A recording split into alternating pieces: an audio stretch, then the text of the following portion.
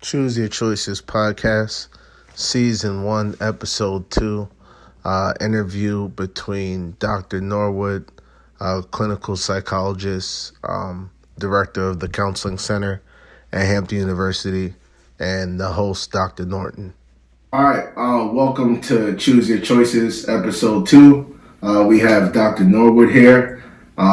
She's currently the director of the Counseling Center at Hampton University, licensed clinical psychologist. She has experience working with the VA hospital and the veterans. And I'll let you go ahead and do an introduction. Okay. Well, first, thank you for having me. I'm excited to kind of delve in today, but you kind of gave a good introduction. I'm currently at Hampton University working in the Student Counseling Center as a director.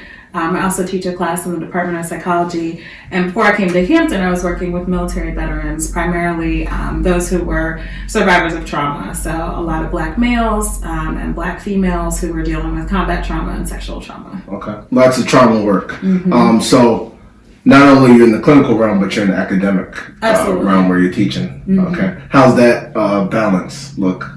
It's good because it takes what we learn in graduate school off the paper and it puts it in real life perspective. It's very different to read about something versus actually sitting with someone and helping them through their issues. Right, for sure. And I think that you also bring a lot of experience with the trauma and just the clinical aspect, not only to academia, but just to be in the counseling center, working with, like you said, African Americans and who've dealt with trauma, and being able to provide that clinical scope is really important. Yeah, absolutely. Yeah. And to educate, because I think a lot of times we're not educated about things, right. Or we go on Google and read things and it's not always accurate. Right, so, for sure. It gives me a chance to also kind of talk to people just about mental health and like how that can show up for us too. Right, and I think that's really important. There seems to be a big push just in culture, I'll say, with mental health, African Americans, prevention, wellness, and those kind of things.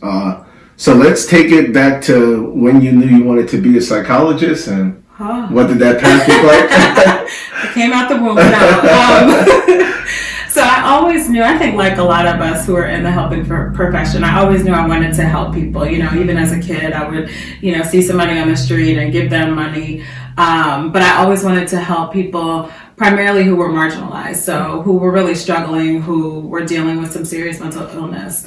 And I wanted to find a way also, it was important to me to give back to minority populations. So I knew that if I went into counseling or social work or psychology, I would have to get a doctoral degree of some sort or at least a master's degree. And so I just kind of continued towards that path because I felt like my gift was to be able to give back and help people live just a better life. For sure. Yeah. So working with marginalized populations. Yeah. So for those of you who don't know what marginalized means, it's populations who are systemically disadvantaged. So it's bigger than race or income, but it's just overall populations who are systemically disadvantaged. So you knew that was your passion. Tell me about your education route and what that looked like. Yeah, so I went to James Madison University, which was in the middle of nowhere. Is it the happiest place on earth? That's what they say. It was a great place on earth. Okay. While I was there. Truth be told, I wanted to go towards your hometown, up to Rutgers University. But, my mom wanted me to go somewhere where I wouldn't be so distracted by the city life. So I went to JMU and got a wonderful education, a social experience, and all that kind of stuff. Then I went south to Memphis. Where are you from? Originally I'm from Delaware. Okay. So not too far outside of Philadelphia. Shout out to Delhi. Yes, Delaware in the house. 302. Thank you. Tax me shopping. And so when I went to Memphis, it was a little bit of culture shock, just because of all the history, race relations, that were just even continuing to go on in Memphis. So I stayed down there for my master's program and then also my doctoral degree and got some really good experiences and really good training just working with marginalized populations, as you said, but also with veterans and then also with college students too. Gotcha. Yeah. So you during your, was this residency, internship, what was... Yeah, so most of my practicum training experiences, my internships were in college counseling centers, and then also with veterans. Okay. And then I'm kind of have a little bit of a hustle in my spirit. So okay, I like that. I don't want to be in a whole lot of debt. So I did the best I could to do some side work that was related to the field. So I did some psych testing while I was in grad school, worked at an inpatient unit with adolescents.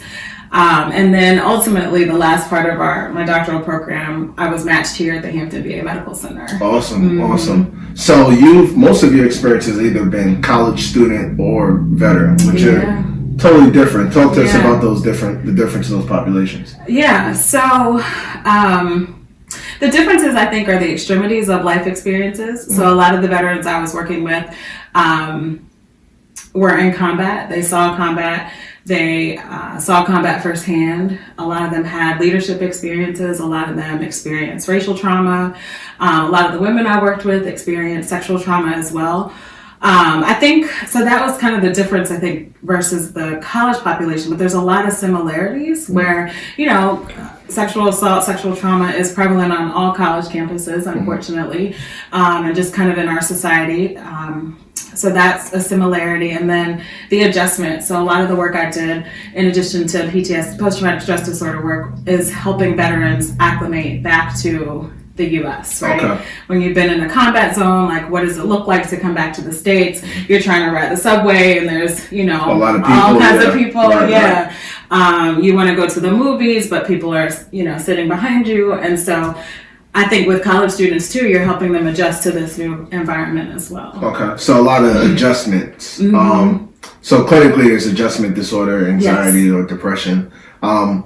However, with the military, a lot of research does show that there is a extensive amount of sexual trauma with the females being the victims. Yeah. I think that you're right with the veterans and the college students because they're both career atmospheres, if that makes sense. So like college, they're trying to find careers. Right. The veterans, they're coming out of the careers. And it seems like the adjustment, whether they're going, leaving the nest, going into college, or, leaving combat, coming back to, civilian. I don't know if civilian is Absolutely. the word. Okay. Yeah, civilian like that. Right. So also trauma, and this is a little left, but a lot of literature is now showing that incarceration, they tend to show a lot of PTSD symptoms. Yeah. It's similar in regard to, the whole combat zone. Right. And then they're coming out and, the same thing with the trains and the hypervigilance and all that kind of stuff. Right. What are your thoughts on that?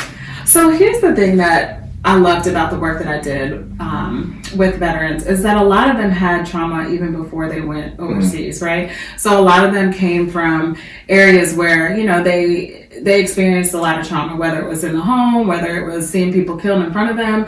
And several of them went off to the military to try to, make a life, if you will, or to use that as a career, to use that as a stepping stone, to kind of see the world. And so a lot of the work that I was doing was not just what did you see when you were in Iraq or Afghanistan, but like what happened to you when you were on the south side of Chicago when you were 12 that you never dealt with, or what did you see growing up, in your home that became normal. And then now that you've been overseas and seeing some other types of trauma, it's now like you can't even function, right? Can't you don't know where to begin. Yeah. So a lot of times with military, they're more, I don't want to say funneled into treatment, but, they come home, the family's alarmed, they may have support groups, it's funneled into treatment. What do those symptoms of PTSD or just general mental health symptoms look like for those who are not in that arena? Yeah, I think that's a great question. So one of the things, if I can backtrack for just a minute, so I think they are, now we're talking more about mental health, but I think there's still that struggle within the military culture, even though, you have the VA, you have private practitioners who are like, come see me, my doors are open for veterans. There's still that stigma, even for those who are active duty, that you shouldn't go seek help. So I think that is a piece. While it's getting better, it's still really, really difficult for them to come in and get help. But some of the classic symptoms of post-traumatic stress disorder, so avoidance is kind of one of the classic symptoms. So avoiding anything that reminds you of the trauma. So people, places, things, emotions. One way to think about it is, let's say I experienced a trauma being trapped in an elevator. Then I may need to go to the 14th floor of a building, but as opposed to taking the elevator, you might take the elevator, right? But I might take the steps. So I'm avoiding anything that kind of reminds me of that experience. Okay. Yeah. What are your thoughts on intrusive dreams and all that? Is that a little more extensive or Yeah. Okay. Yeah. So anytime we go through stressful experiences, we all experience whether it's memories or dreams or reminders of the event, right? But I think the key is what you said, which is intrusive. That means that even when I'm trying to work, even when I'm trying to play with my family, my kids, do other things, these memories keep coming back, and no matter what happens, I can't push them out of my mind. Like an intruder is kind of how we think about it. Right. Yeah. So I've had a handful of veterans and who I've seen in practice. There seems to be a heavy shame just regarding, some people for what they've had to do. Absolutely. It may kind of conflict with their values or just things that, they wouldn't necessarily do outside of that role. Did you see a lot of that or what? Yeah. Okay. I saw a ton of that, and I think the struggle is balancing who I was before I went overseas, right? So I was raised to be, if we use a male, for example, I was raised to be this male, this upstanding citizen. I don't harm people. I serve my country. But then I'm in the face of the enemy. And it's either you or it's me. And I have to kill you. Yeah. Like, that's just real. Right. And so I have to do some things, or I'm ordered to do some things that I don't want to do. And then I come back home and I have to figure out how to, am I a good person? Am I okay? Yeah. Like, am I going to go to hell? All these questions. I always wonder how that, because environment's really important. So if I'm in an environment to where I'm killing people, right. It's combat, and now I'm transitioning back to another environment. It's not as easy as hopping on a plane and, getting your checked luggage. That's right. So what are some skills that you think, I don't want to say skills, but how do you think people can adjust to that? Yeah. So I think the first thing is getting educated, and you'll probably hear me say that often, but I think, PTSD, it's important. So to understand what the signs and symptoms are, and at some point when people are ready, they have to go through, in my opinion, they're going to have to go through trauma processing. So that's going to mean talking about the events that have happened. That might mean writing about it with a therapist like yourself or with myself. Where you can actually do some deep-seated trauma processing. There's one of the treatments that's out right now.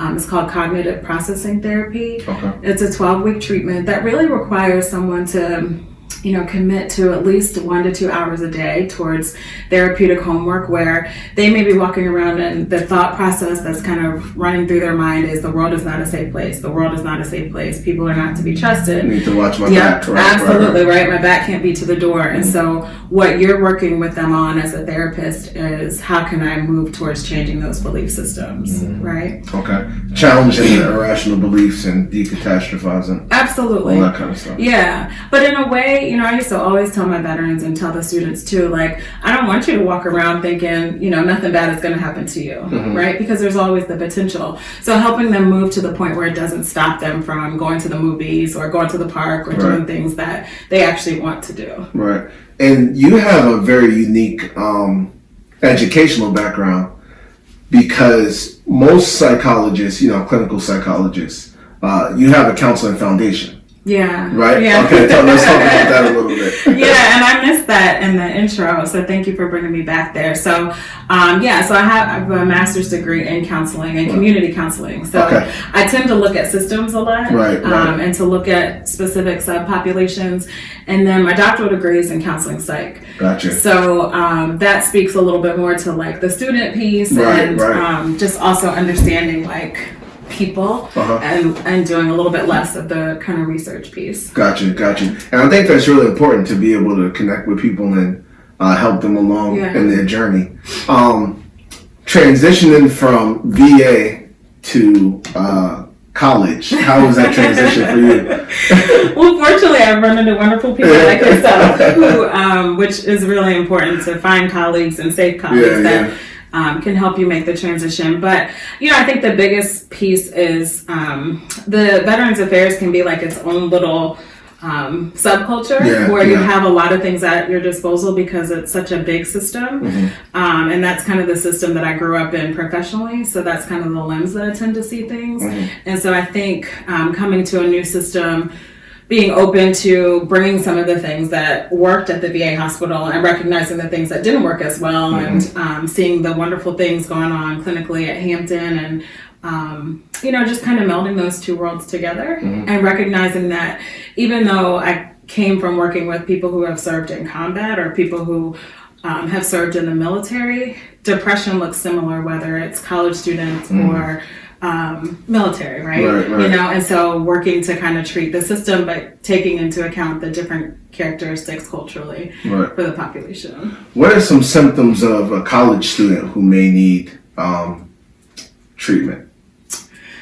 So who doesn't know that they necessarily need treatment, but So I think not sleeping, which is hard to tell in a college student because you're used to not sleeping anyway. I think one of the biggest things is when there's a stark change. So we hear from different students who say, like, in high school, I engaged with my friends, we went out all the time, and then I came to college and all of a sudden there's a change in me. Or at the beginning of the semester, I talked to everybody, I was involved in student organizations, and now I don't feel like doing anything, I feel lonely. My friends are telling me that there's a change in me. So kind of recognizing that shift in someone's behavior over time. So changes in sleep, changes in social behaviors. So sometimes you can have people who isolate, right? And they may isolate by themselves. Or then sometimes you can have people who more get involved with more toxic crowds. So instead of the social isolation, they're socializing. However, the behaviors could be toxic. Absolutely. So like, I'm thinking of friends who are, smoking or, recreational drug use or partying, and if it's something that wasn't necessarily part of your value system, and you're changing to, you're changing for a reason. So I think kind of identifying that's really important. I think that's 100% true.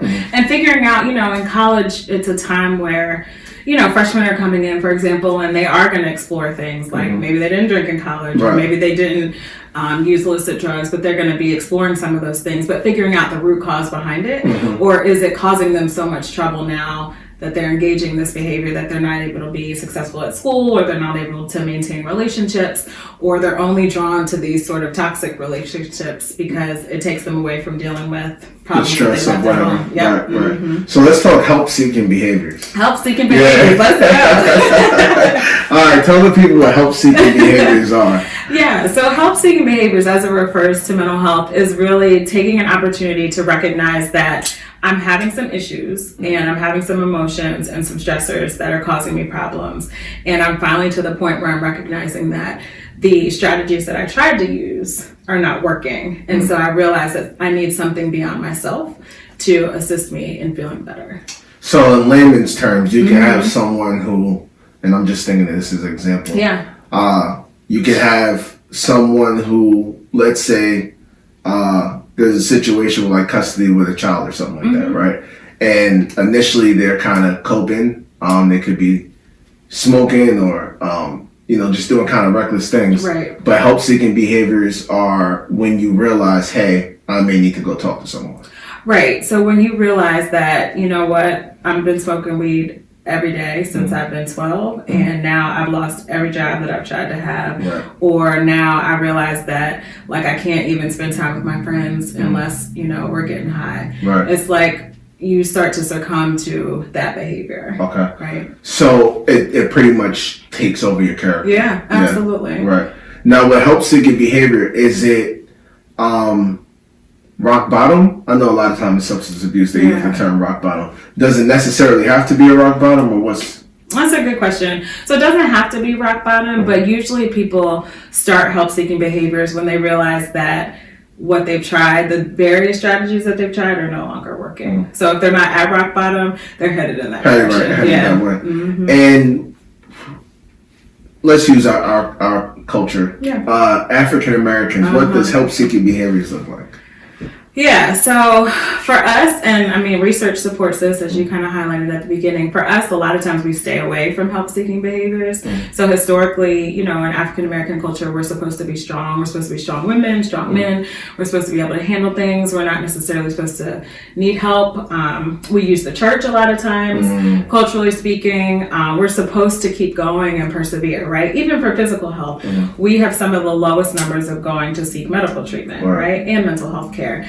And so help-seeking behaviors for African Americans typically looks like, you know what, I'm recognizing that my culture says I should do this. And that is actually perpetuating my depression, right? That's making my depression worse. I'm supposed to be this strong Black woman, but really I'm sad, I'm upset, I'm crying every day, I can't sleep, I can't eat. And I come into your office and I say, I need you to help me because everything that I've been trying to use, whether it's drinking or smoking weed or relationships, is no longer working. Got you. Yeah. Got you. So at that point, they're seeking help. Yeah. And I think it's important, for instance, having platforms like this to promote mental health. And, you know, as African Americans, we can really promote a lot. And it normalizes it. I think just being able to have like someone who understands the culture can help assist it a little more. Yeah, for sure. And not having to, I think we want to not have to explain everything, especially if you think about Black culture, right? So I don't want to have to explain, you know, certain lingo that I might use, or I don't want to have to explain certain things about my culture. Why is my hair like this? Why do I do this? And it doesn't mean that every Black therapist is going to be able to connect with me or vice versa. But there is a level of comfort, I think, for a lot of students and a lot of people that seek therapy when the person across from them, you know, has some similarities. This makes me think of, have you saw Central Park 5? No. Okay. All right, it's on Netflix. Check it out. Okay. So essentially, homework. So essentially, it's about 5 young men who were wrongly convicted of a rape. Not the youngest. He was the oldest at the time. The guy Corey. He did a post follow up on Oprah. So Corey may have did like 13 years in jail. He was on Rikers Island. He was the youngest. You can tell that, you know, he's been affected by it. So Oprah asked him, you know, have you sought help? Is that something that you want to do? And his answer was no. And I think that culturally we kind of promote, you know, not going to get help. You know, it's okay to call grandma for advice or, you know, talk to your uncle about something. But I think that having that professional growth is really, really important. Yeah, I think it's necessary. And I think there's two pieces. I think there's the shame, which we talked a little bit about, but there's also the trust factor, right? So, you know, we go through, and for those who may not be aware, we go through the limits of confidentiality that unless you're a danger to yourself or others, or there's abuse happening, or your records are subpoenaed, that things are kept confidential. But I think there's still a mistrust, you know? That's really important, the confidentiality piece. So I always tell my clients, I'm like your lawyer. Right. So unless I have to go to court or you're going to hurt yourself or other people, you know, I'm not going to go to, you know, the family dinner and tell the people what's going on. You know, I think that ethically we're bound for confidentiality. And that could be really important for some people. Just having a platform to where you can express ideas or feelings and there's no real consequence socially. You know, so I think that it's a great platform to allow people to build and grow. And now your dissertation was on help-seeking behaviors. Yes. Okay, talk to me about your dissertation. Specifically looking at Black males. I was interested in understanding Black males and why they didn't go to treatment and why they continue to not go seek mental health treatment. So specifically, I looked at masculinity. I looked at, was it the stigma or was it the role of church or like spirituality? That was kind of a piece of it. So can I quiz you for a second? Just a guess. So with those three factors, like which one would you think was the strongest one as to why Black men? What are the three? Masculinity, spirituality, and the negative stigma associated with seeking mental health treatment. Negative stigma associated with seeking mental health treatment. So the results actually found that to be true. Oh, really? Yes. Okay. See? Dr. Norton, you continue to listen to him because he knows what he's talking about. But the second one was masculinity, which wasn't very far behind. Okay, I can see that. Yeah. So like that being that Black men are socialized to be really masculine, and it's very masculine. You take care of other people. You're supposed to be able to take care of yourself, not need help, all that kind of stuff. I also think so it's the negative stigma, right? Yeah. For some reason, I get this vision of like a barbershop, right? Mm-hmm. And in our culture, we joke a lot, right? So if someone does something, like, you're going to crack some jokes. And I think that could be a point of, if someone was going to the medical doctor because their foot was broken, no one would have jokes. Right. But if, someone's saying like, hey, I just went to see my therapist, that could be an area of vulnerability for a lot of people. So I think that can, it adds to the variable of the, the negative stigma. Negative stigma. There we go. Yeah. There we go. But the barbershop, I assume you've been to the barbershop, right? So the barbershop is where therapy happens, right? For a lot of people. I wouldn't call it therapy. Right. I should have said therapy, and so I said it in quotes. But I think you have a really good point, because it's like, all right, so especially for our young men who don't have a lot of role models, we tend to find... we listen to really whoever's talking, right? So if I'm in a barbershop and, they're saying, I don't know, A, B, and C, and D, question some of your motives. But I think that with the barbershop, it's pretty much like a micro community, right, of men. Right. And a lot of times, if you have kids or young adults who don't have positive male figures, they tend to align with whatever is being kind of promoted in the barbershop. Right. Yeah, and I'm not sure that's always a positive. So that's a good point. Yeah. And that shows you how often I've been in the barbershop. But I see it as a place where, Black men can at least go, or men, period, can go and just at least talk kind of openly and freely, hopefully without some... I wouldn't call it a freely thing. Okay. It's more like somebody's usually getting joked on. I mean, during the time of one haircut, somebody's gonna say something there. It's like I wouldn't call it like high school,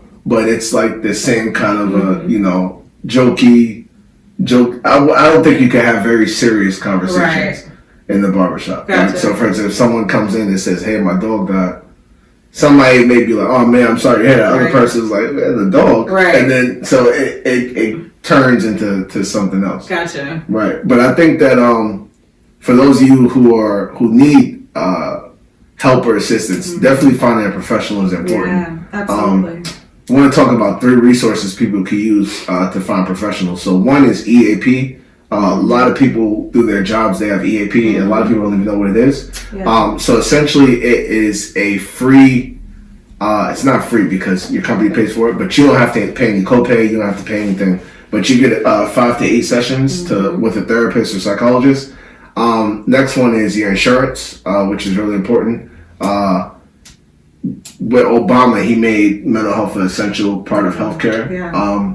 And then another thing would be, so we have the EAP, we have the insurance, and then some people, they may not have insurance, or they may be worried of the insurance, but you can always do self-pay. Yeah. A lot of practices offer sliding scale. So if their insurance rate is one thing, if you're coming and you're paying cash, they may be able to give you extremely discounted rate.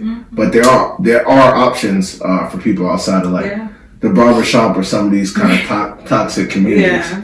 And thinking about toxic communities, I always think of, like, my grandma used to say this analogy, like, if you don't have a license, you can't teach me how to drive, right? And I think you see a lot of that in our, hey, you should have did this, a lot, everyone has an opinion. But I think that finding the positive opinions or, being in that kind of atmosphere is really, really important, for sure. So you got to set up shop in the barbershop? I got to set up shop in the barbershop, we're going to do the therapy. It'll be real therapy, Don't be so confidential. Right. We could definitely figure something out. But I think that's a very important. Now, I'm not sure how the barbershop became such a staple in the Black community. Yeah. But it is. And even the beauty salon is, right? It's probably a different kind of conversation than the barbershop. But it's like, you go, you talk about, how was your week? What's going on with your family? How are things going? It's like this back and forth. And even, it's mostly women, but even women that come in that you don't know. It's like a place where you can just be free, Right. And it's therapeutic for a lot of people. Right. Just to have that place to vent and discuss things. Exactly. Yeah. Now, the limitation of the barbershop or the beauty salon is, unlike therapy, your information can be presented, Absolutely. And that's real. So I think that, being cautious of, what you have going on and who you're sharing it with is really, really important. Absolutely. Right. So we talked help-seeking behaviors, PTSD. So let's talk about, I don't want to call it burnout, but you're the director of the counseling center. Yeah. It's a lot going on. How are you managing everything? What are you doing to take care of yourself? Yeah, so self-care, I feel like it's this term that we use often, but self-care is an everyday kind of thing, right? Because there's weeks for all of us that get stressful. So I have a really good kind of tribe of girlfriends that I've known for a long time. Nice. So they knew me before. They knew me as Kristie before there was Dr. Masters, and so they are my cheerleaders, and they are just ride or die. So the days where imposter syndrome kicks in, or the days when I feel overwhelmed. Imposter syndrome, that's important. That's important. It's an important thing and a real thing, I think, for a lot of us. They kind of pick me up along with my family as well. And then I've learned to try new things. I think for a while I was recommending to my veterans to do certain things to take care of themselves, and I wasn't doing those things. So now I go to the gym, I try to do massages, I try to have spend time not talking about psychology or therapy, but I also find that it's helpful if I've had a stressful day to be able to consult with somebody that's in the field, like yourself, or other therapists who actually will understand. So know what's going on. How this is a two-sided question. Clients, how accountable do they keep you? And I'm asking this because I have a... Yeah. So how accountable do they keep me as a... Well, let me say what I'm... So you were talking about self-care with the veterans, and that kind of promoted self-care. Right. And I think a lot of times, for me as a therapist, based off of the information I'm given, I do take some of it home and just try to grow. So I think that, I can't tell my clients, hey, make sure you take care of yourself, and then I'm sitting over here and burning the candle. Things. So I think that when I say how accountable, that's what I mean. So I think you're making me chuckle a bit, because one of the things about military culture, and I think college students, is they're used to kind of telling it how it is with no filter, especially as you build more rapport with them. So my veterans could be like, they would, after they've known me for a while, Doc, what's going on? You okay today? And it could just be I came out of a hard session with another veteran, and I have to go get somebody else. So I think your patients or your clients start to give you feedback as well, right? Or they may ask you, like, how do you take care of yourself? Or how is it, I would often get the question, like, what is it like for you to hear all these traumatic stories every day? Like, I could never do that. And my response was typically, but you know what? I wasn't built to go into combat, right? So we all have our own different journeys that we have to kind of carry. And someone told me very early on in this work, they said, it's not a sprint, it's a marathon. And that just really stuck with me, because if I kind of burn myself out early on, like, I'm not going to make it, to retirement, let alone tomorrow, you know? So I try to kind of hold that in my mind too. And I also get a chance to do clinical supervision. That's good. So that kind of keeps me fresh. And I often check in with my staff and check in with my supervisees about how they're taking care of themselves. So that holds me accountable. As well. Yeah, it can be very burdensome in general, just dealing with hearing these stories, whether it's about trauma or just general mental health. I think one skill that I recently picked up was the notes help me. It's pretty much like journaling. Okay. Yeah, so, and trust me, I'm not a big fan of notes, I'm not a big fan of writing, but for me, it kind of helps. Okay. Like everything from the session, I just kind of put it. Yeah. And then once I sign a note, it's not to say it's over, but it's tangible. Okay. So that's something I learned. I'd say like January. I started really kind of like journaling the notes. Okay. Of course, like GEM, those different things are important. Right. I'm big into, I don't know, I'm always trying to evolve into something else. Yeah. So I think that like having different, some people do fasting. Right. Some people give up certain things. Usually when springtime is when I'll try to like, I don't know, maybe I'll drink a gallon of water a day, something like that, just to kind of promote health. I think that's important for not only clients, but for ourselves. Absolutely. Because the more we can take care of ourselves, the better we can. I would agree. We can serve the clients. Absolutely. For sure. Yeah. That's so true. And I picked up, I feel like it's gained a little bit of like trendy steam now, but mindfulness a lot. So okay. That's one. What is mindfulness? So mindfulness is staying in the present moment, right? Which sounds like a very easy concept, but it's staying in the present moment, observing what's happening in the present moment, participating in it fully, and doing it in a very non-judgmental way.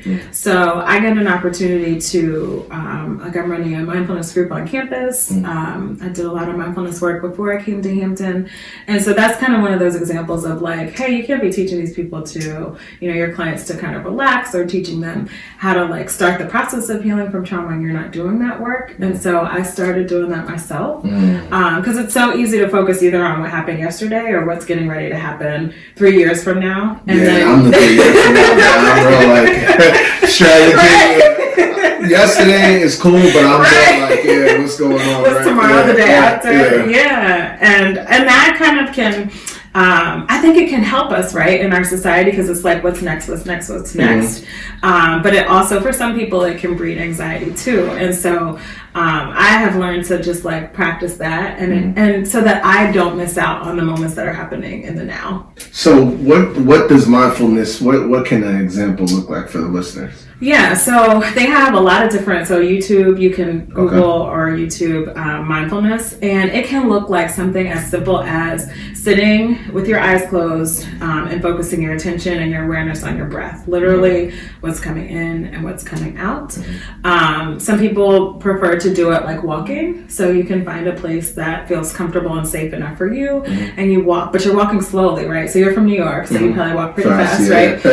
So you're probably walking like half that speed, and you are literally noticing like the trees that are out there, what color are the trees, right? But not judging it, not like, oh, I hate that tree, right? Just noticing kind of what's happening in that present moment without judging it. I think I practice mindfulness. I think you taught me something. So a lot of times when I'm driving and whenever I'm going over water, like there's something about the water that I kind of like am fascinated by. So I'll just kind of like look at the water, right? If it's hot and the windows are down, I can smell it and just kind of be present and what's and it is it helps build you up a little bit. Obviously, it's not, if you're having a terrible day, it's not going to be a magic. Sure. But it does give you a little extra oomph to. Absolutely. Yeah. It helps you reset. Yeah. How long does mindfulness typically, what do you think? So I suggest if someone is just starting, you want to start for 30 seconds. Okay. And you want to make sure like you want cell phones off. You want to be in a place where there's no chaos, no kids knocking on the door, nobody's going to call you, right? Yeah. And I used to have, when I'm working with a lot of veterans, they're like, but my life is chaotic. Where can I find quiet time? I'm like, if you need to sit in the garage in your car, just sit there. Put your hands on the steering wheel with the car off, of course. And you just literally are focusing on your breath. I think the piece that makes it so difficult is like those thoughts and emotions and those things that we all avoid on some level will come up. So they may be uncomfortable, but it also gives you a chance to deal with some of those things that you might be kind of pushing down too. Yeah, for sure. Helps get you grounded a little bit. Absolutely. And we all need to feel grounded to be able to take on whatever life is going to throw at us each day. I was talking with a client about being grounded, and it could be a really big confidence booster. If you're grounded and you're kind of grounded in your values, for those people who are more passive in communication, it can help them deal with conflict a little more. People who have self-esteem issues, because when you're grounded, I don't want to say it is what it is, but what you're bringing to the table to a certain extent. Absolutely. So I think that's really important.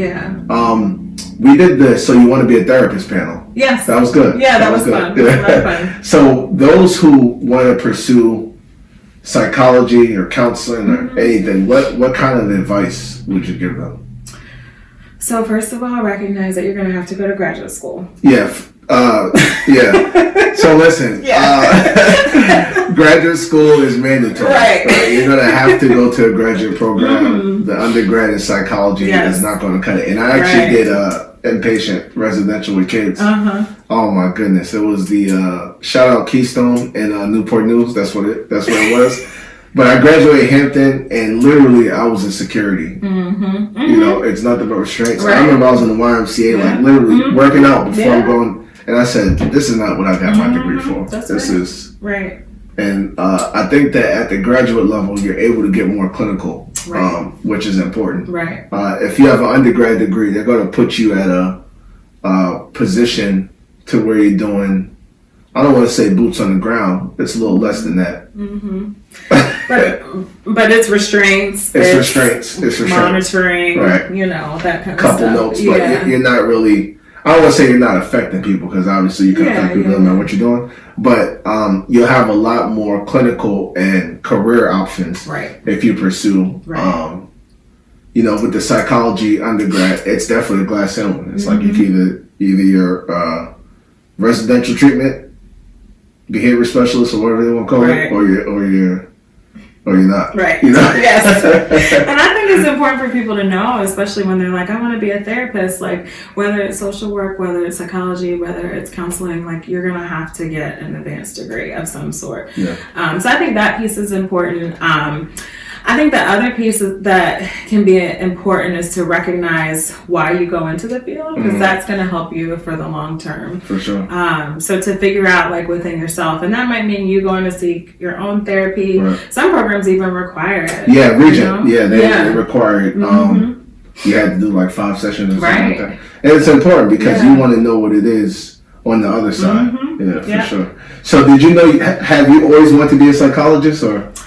I did. At one point, I wanted to be a lawyer. Okay. You know? Okay. If I'm being honest. Yeah, at one point, I wanted to be a lawyer. And then I was like, no, I wouldn't. I don't know that I would be able to represent adequately somebody that I knew who maybe had, committed a pretty heinous crime. Okay. They were guilty, but you Just, I couldn't do it. Yeah. So I was like, you know what? I'm going to do psychology. Yeah. So I told you guys my aviation story. But I didn't tell you guys that, so after aviation, I went psychology, right? And in my mind, for some reason, I was telling people I was going to be a psychiatrist. No.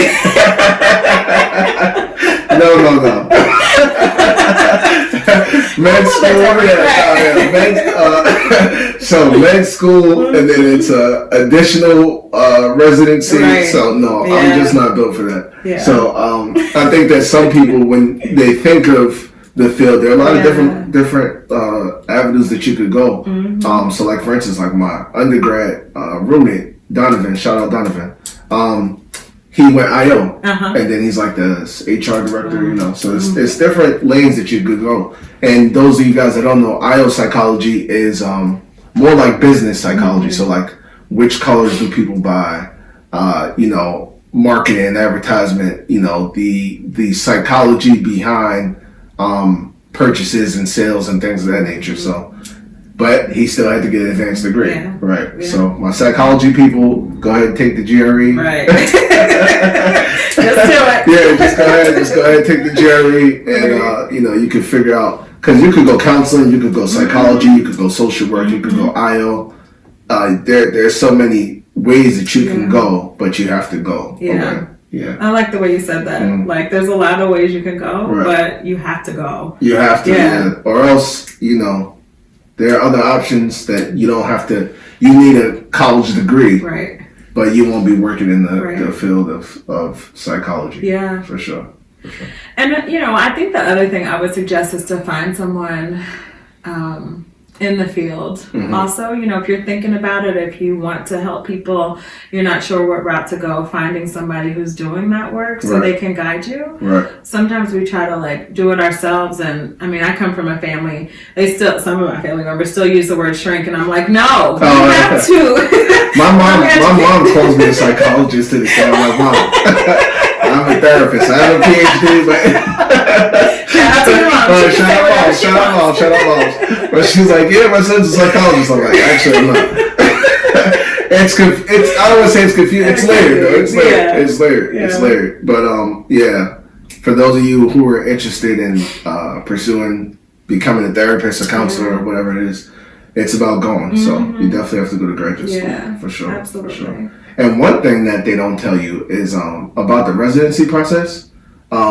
So for the master's, if I graduate in May, I won't be licensed until 2 years.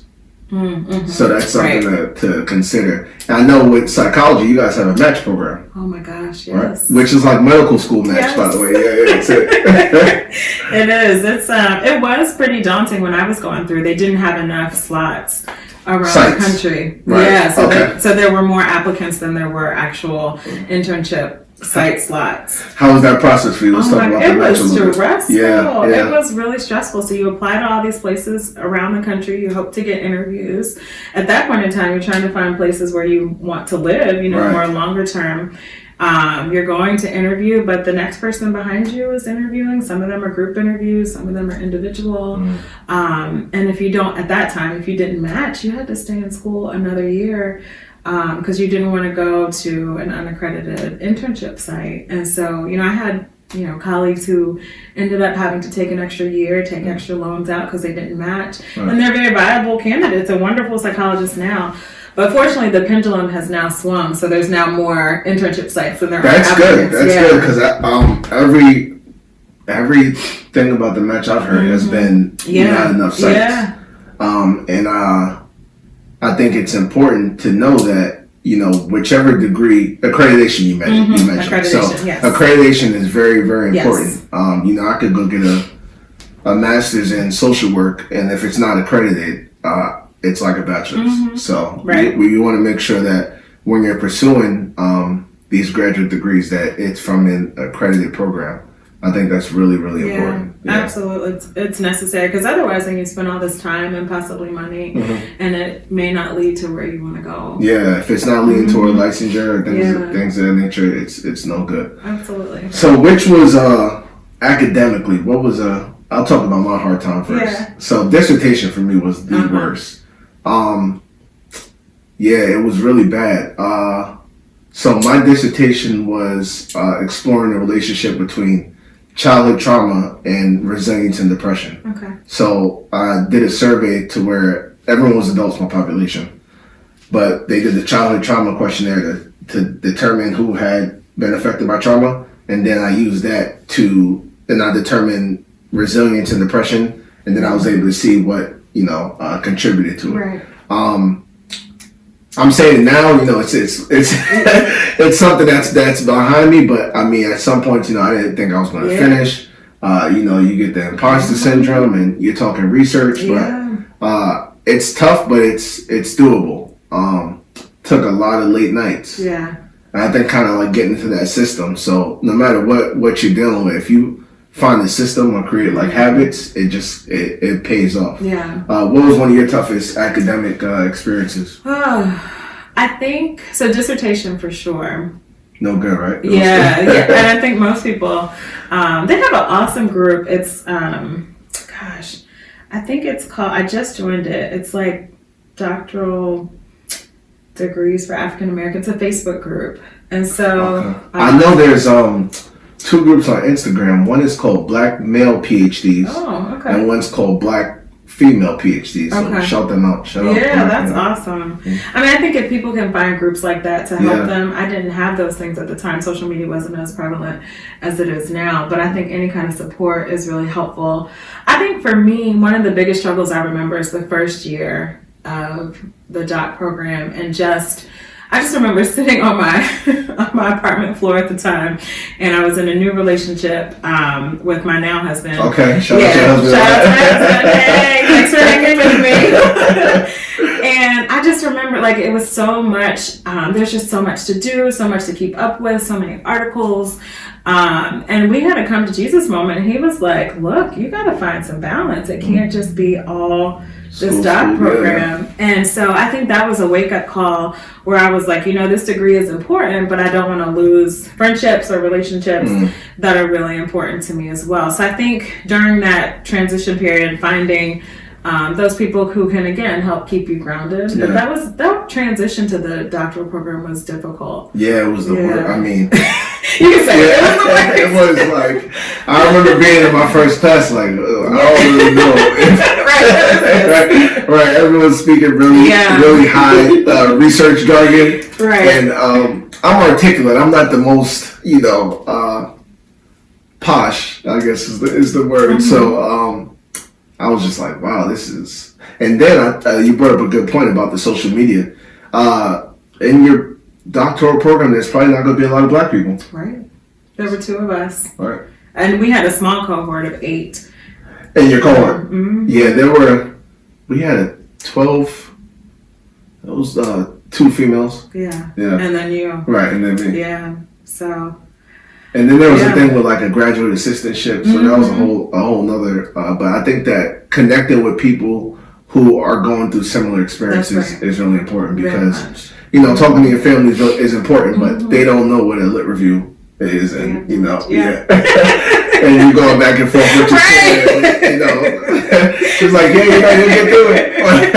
But I think that being able to connect with different people, like whether it's Facebook or GroupMe, and conferences are important. So those of you who are interested in pursuing, let's say you're an undergrad and you're thinking about going counseling or psychology or social work, go to a conference just to get a feel for what it's like professionally. You could do some professional networking, and you get a feel of the literature that's going on in the field, clinical practices. You get a pretty much an overall, I think that's really, really important. Absolutely.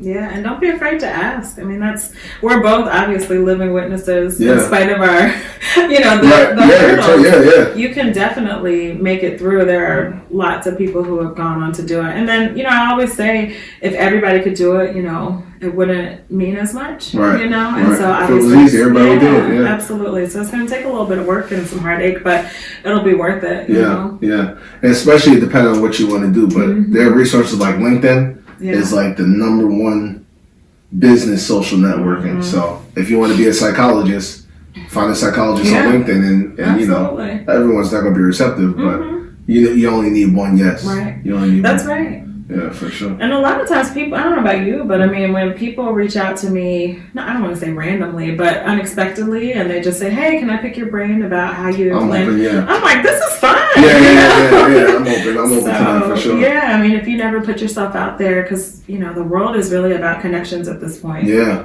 So. It's not what you know, it's who you know. Yeah. For sure. All right, so anything else going on that you want to let the people know? Anything going on at Hampton? HU, the real HU, Hampton University. The real HU. So we have an awesome program that's going to be coming on board. So there's a podcast, American Therapy, American with a K, sorry. And they reached out to us last semester. Shout out American Therapy. Yes, American Therapy. And they are a group of 3 Black women who are really just trying to spread, kind of similar to you, just information and destigmatize mental health, particularly in the Black community. So they have, out of their hearts, if you will, chosen to go to various HBCUs and have a HBCU mental health tour. So on March 31st, they're coming to Hampton, and we don't want ours to be, too serious. We want to kind of make it fun for the students. So we're going to have a DJ. We're going to have a panel discussion with some of our students, and some mental health professionals will be on there as well. We're going to be doing lots of giveaways, so Amazon gift cards. So DJs, giveaways. Right. Where do we sign up?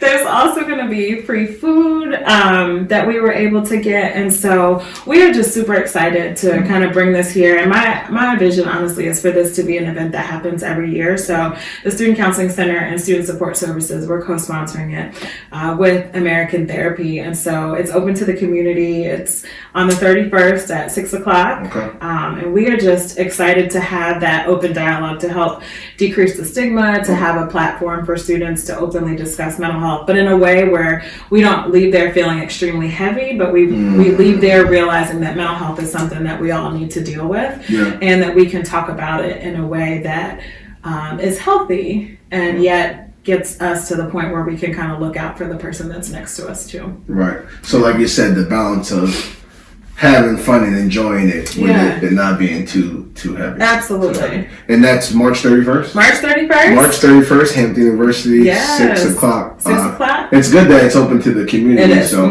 for the people in the community, if you haven't been to Hampton University, it's a great campus. It gives me Black excellence vibes. So just want to encourage everyone to check that out. Yes, please. All right. Any closing remarks?